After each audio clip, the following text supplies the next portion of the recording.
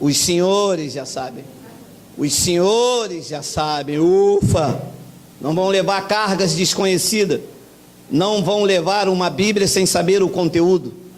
Mas muita gente, meu amado, muita gente não sabe o que você vai ler comigo agora. Abra sua Bíblia, por favor. Abra aí, Miguel. 1 de Coríntios, capítulo 11. Ai...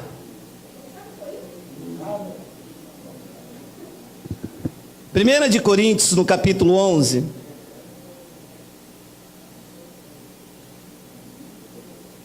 No versículo 24 e versículo 25. Estamos todos, digam, Abba Pai. Ah, Abba Pai, assim é eleito. Não é terra, não é queima ele. Diz que nesse novo pacto, porque vocês são filhos, ele derramou um espírito no vosso coração que clama terra. Que clama o quê? Diga, Abba Pai. Vamos ler.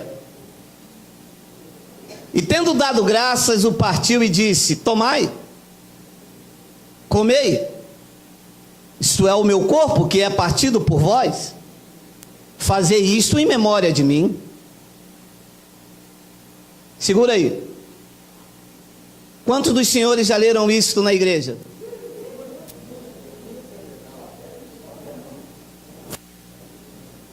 Pronto. Lê isso na igreja, levanta um pão, levanta um suco, e o povo faz. A exemplo do caminhoneiro, lembram? Mas não procura verificar, não procura saber a carga. Porque isso aqui, meu amado, isto tem texto e contexto. Antes de eu entrar dentro do caminhão amanhã para levar a carga para São Paulo, eu tenho que saber se esta carga tem nota fiscal. Eu tenho que saber se ela está em dia, se tem uma tara, se tem um peso. Eu tenho que saber que carga é esta, se este produto não está violado, não está adulterado. Quando o pastor pregar alguma coisa aqui, e em especial este que vos fala, não faça nada que eu mandar na bela percepção da pessoa, se não estiver escrito aqui. Vamos fazer uma campanha semana que vem. O senhor pode mostrar na Bíblia aonde o dono da igreja mandou fazer uma campanha? Não, é porque eu acho. Pastor, nós estamos aqui pelo seu achismo. O Espírito nos trouxe aqui para aprender a verdade do Evangelho, não doutrina de homens. Senão está levando uma carga violada. Compreende? Você não está aqui devoto ao pastor. Você está aqui pelo mover sobrenatural do Espírito Santo, para que você não sirva a homens e sirva a Deus. Então pregam isto na igreja, e o povo recebe. Mas isto tem um contexto. Ninguém escreve uma carta e lê apenas o meio. Você já escreveu uma carta para sua namorada, os mais antigos? Hoje não se escreve mais carta, hoje é o zap. A namorada está aqui do meu lado, o meu genro namora com a minha filha, são noivos, ficaram noivos pelo zap. Eu te amo, ela mandou o coração para ele bombando. É assim. Vamos ler o contexto disso aqui, e eu vou iluminar os seus olhos lá do outro lado da internet. Coloca, Miguel, o versículo 17. Volta, perto, e coloca aí 17. Preste por favor atenção. Você que serve a Jesus Cristo e não a igreja, a placa. Porque as pessoas dizem assim: mas lá na minha igreja. Na sua? Porque nós estamos na de Cristo. Mas então se lá na sua, tudo bem. Como Paulo disse, olha, se vocês usam véus, vocês querem ser contenciosos, mas nós, da igreja de Cristo, não temos tal costume. Nisto, porém, que vou dizer-vos, ou seja, daqui para frente o que eu vou falar com vocês, eu não vos louvo, eu não digo amém, eu não aprovo e não digo que é de Deus, é o que Paulo está querendo dizer. Porquanto vos ajuntais não para melhor, mas sim para pior. Mas como vai ler? Se a carga está violada, está estragada, e quem vai levar está levando comida podre, morte na panela. Mas o contexto está dizendo, o que eu vou falar com vocês aqui nesta carta, neste relato, eu não louvo vocês, e o que vocês estão se reunindo para fazer isto que eu vou falar, não é para coisa boa, não é para melhor, senão é para pior. Isso está na Bíblia de vocês? Está? Diga, Abba, Pai. O 18. Porque antes de tudo eu ouço que quando vos ajuntais na igreja, há entre vós dissensões, e em parte eu até creio. 19. E até importa que haja entre vós heresias, para que os que são sinceros se manifestem entre nós. Foi o que aconteceu. Em nós nos manifestamos. Ui, mas era muita heresia, meu irmão. E nós nos manifestamos, e estamos aqui reunidos como igreja, sem rótulos, sem pastor presidente. A igreja não tem pastor presidente, meu amado.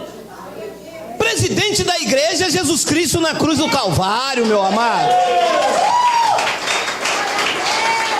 Que história é essa? É dele a honra, a glória, o louvor, o império, o domínio, a majestade. Foi ele que lavou a igreja com lavar regenerador, deixou a igreja sem ruga, sem mancha, sem mácula e sem defeito, meu amado. Você recebe isso, diga, Abba, Pai.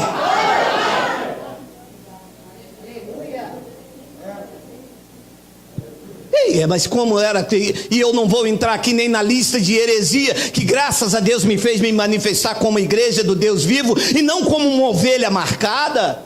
Éramos gados marcados dessa gente, éramos clientes deles, meu amado.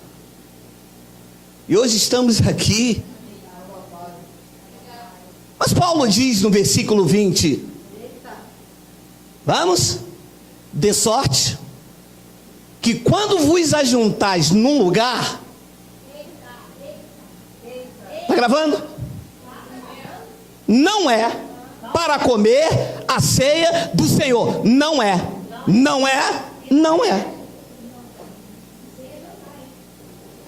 pastor. O pastor lá dá pão e dá suco. E vocês querem falar tanto dos católicos, gente? Que os católicos vão ali, pegam um pau, talha, faz o São Benedito, se dobra diante dele.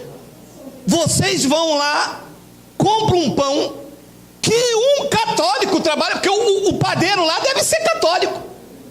O católico foi lá, fez um pão, suou em cima, pegou esse pão, trouxe para a igreja, e na igreja disse, este é o corpo.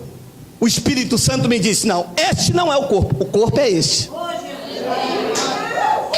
Lavado, regenerado, selado, batizado, ungido, revestido, nova criatura. Esse é o corpo de Cristo. Não é o pão. Pão é pão. Você acreditar que o corpo de Cristo é um pão que eu devoro?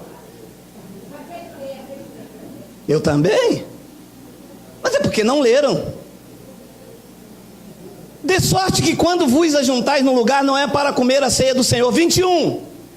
Porque comendo, cada um toma antecipadamente a sua própria ceia, e assim um tem fome e o outro embriaga-se. O que eles estavam fazendo? Primeiro, que não era ceia. Era uma tradição que a igreja era uma igreja carnal, chamada uma festa agapé. Agapé, não é ágape, porque seria do amor, é agapé, aonde os ricos menosprezavam os pobres. E eles diziam: não, isto é a ceia. O que a igreja faz não é ceia. E nem a Páscoa.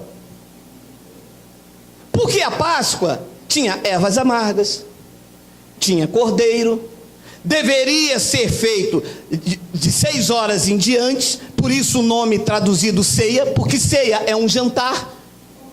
Como você fazia no Natal, lembra que você faz no Natal? Você faz a ceia de Natal, com um pão e um suco. Com rabanada, com cuscuz, com rapadura, feijoada. 22.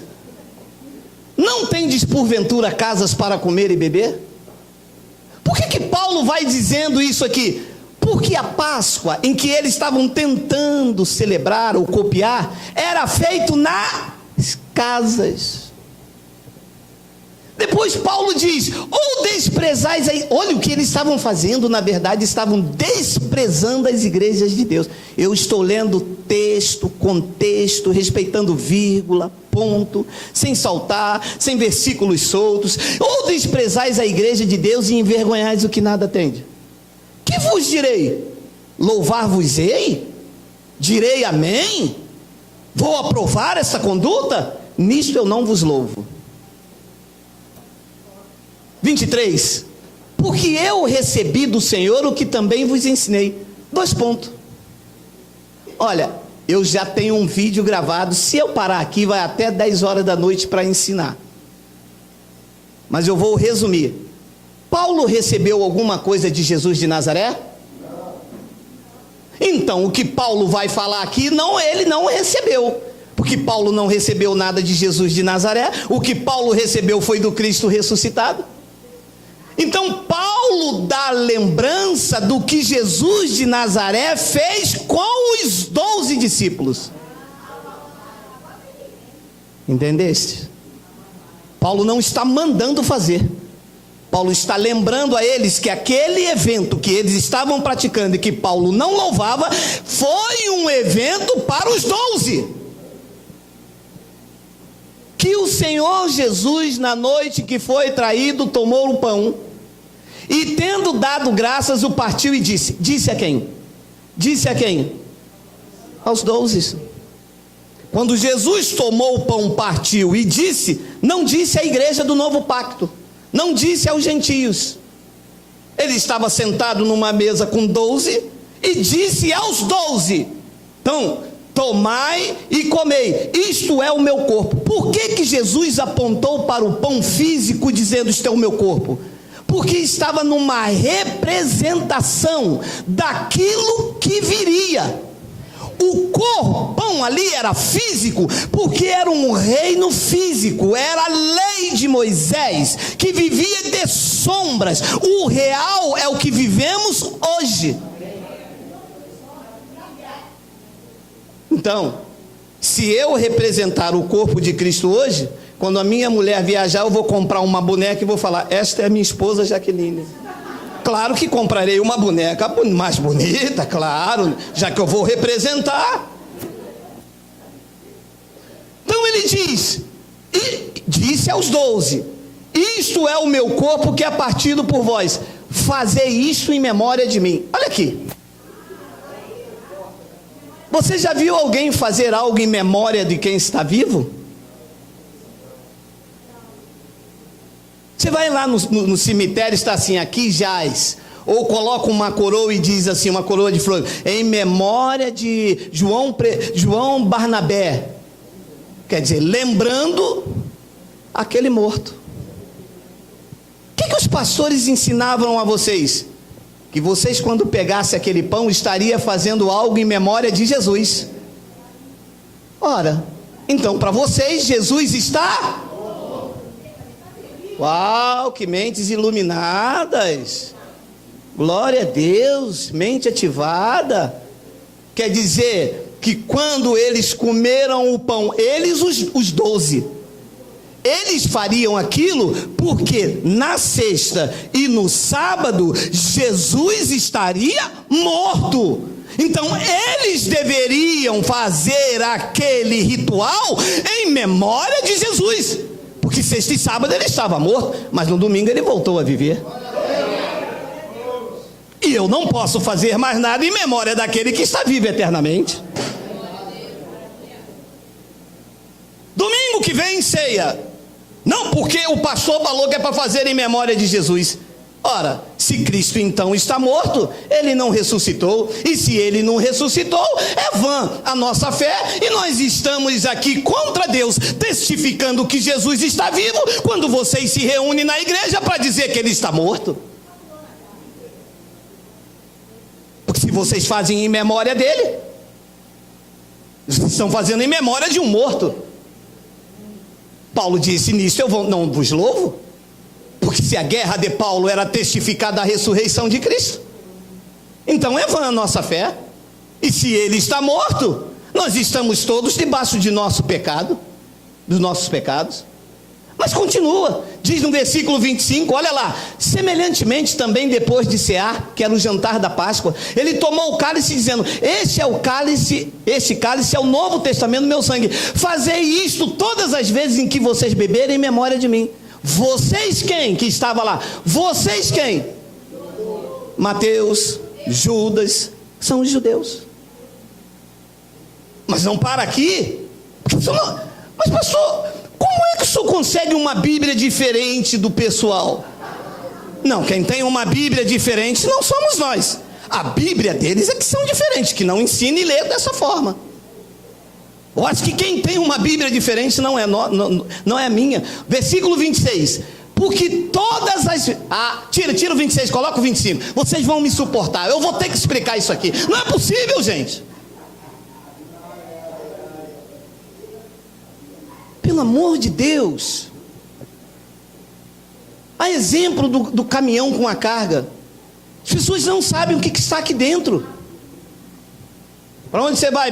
Tem uns... tem uma Bíblia marrom grandona, capa de couro, toda dourada. Aqui na frente está escrito batalha espiritual. Onde você vai, meu irmão? Eu vou destruir o diabo hoje. E tem uns que...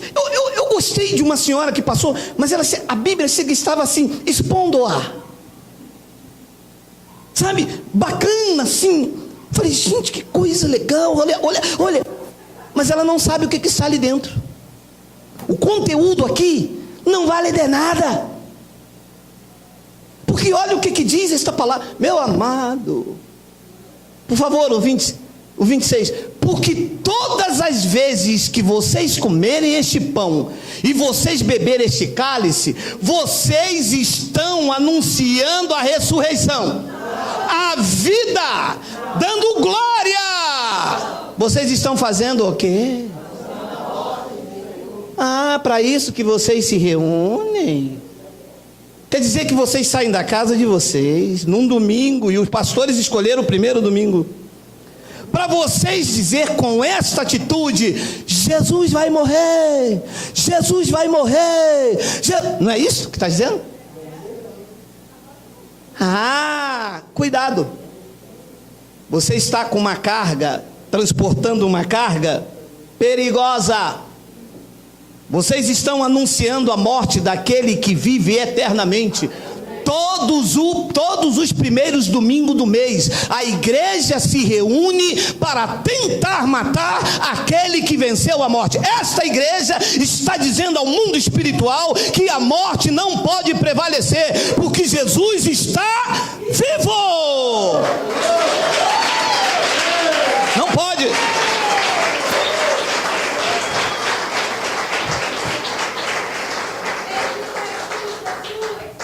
Romanos 6,9, coloca aí, Miguel.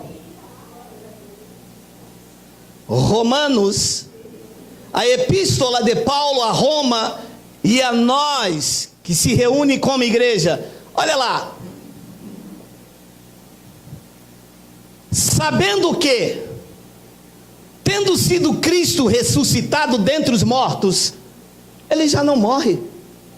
A morte não mais tem domínio sobre ele. Ainda que a igreja tente dizer ele vai morrer, esta diz ele não morre mais.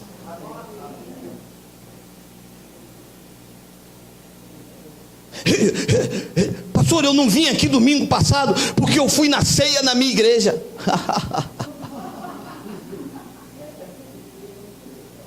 Foi dizer que Jesus vai morrer.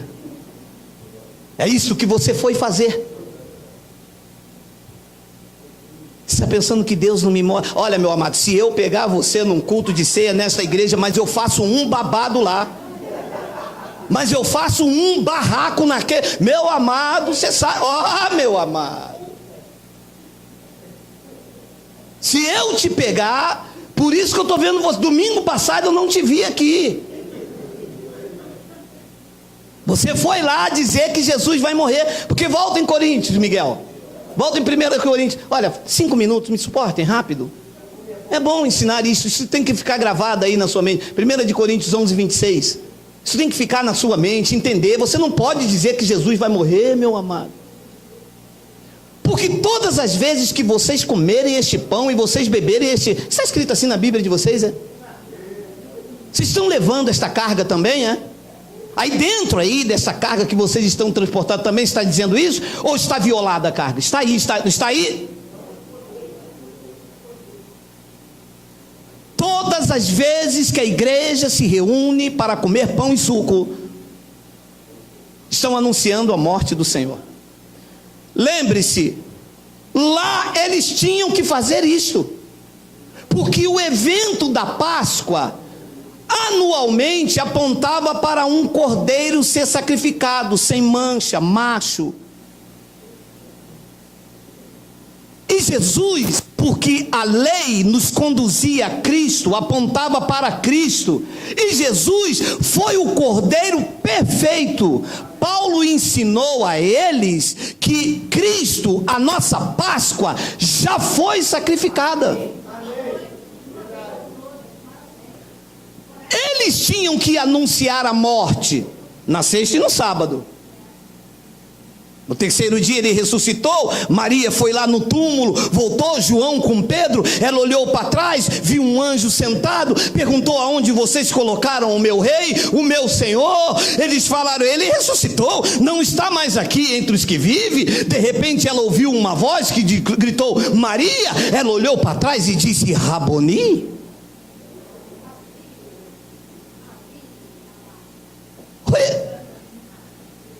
Porque todas as vezes que vocês comerem esse pão e beber desse cálice, vocês anunciam a morte do Senhor até que Ele venha. Veio ou não veio? E o pastor me disse: ele não veio ainda. Então você não é templo do Espírito Santo, que quem mora em você é quem? Paulo disse: não vivo eu, mas Cristo em vós é a esperança da... É por isso que os crentes vão buscá-lo no monte, porque eles ainda celebram a Páscoa procurando o Messias, mas o Messias não está na cruz, o Messias não está no monte, o Messias não está longe de ti, está na tua boca, está no teu coração, está dentro de ti, é templo do Espírito Santo. Ele já veio, e nós paramos de anunciar a morte, e estamos dizendo: Jesus está vivo pelos séculos dos séculos. Você pode dizer Abba Pai? Você pode dizer Abba Pai?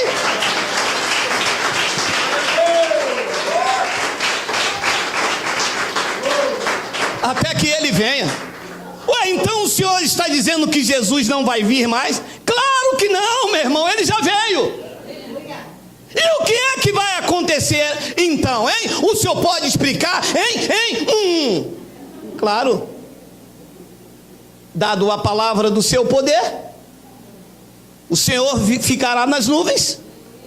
Os mortos em Cristo ressuscitarão primeiro.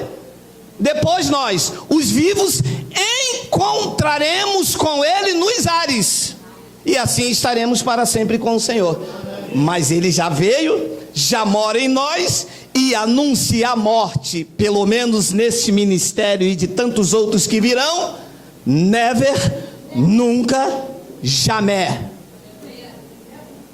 Olha, eu poderia continuar, porque vai bombardeando o sistema. O versículo 27 diz assim, portanto, olha a carga perigosa que se leva. Portanto, qualquer, diga assim, qualquer está incluindo a mim. Ele tira da esfera dos 12 e lança agora sobre eles lá que estavam fazendo isso e sobre nós. Qualquer, inclui você que domingo passado estava lá, tá? Qualquer que comer este pão ou beber este cálice do Senhor indignamente será uma bênção. Este irmão comeu pão, comeu sangue, este irmão é uma bênção. A unção do Chaves. Você é culpado do corpo do Senhor.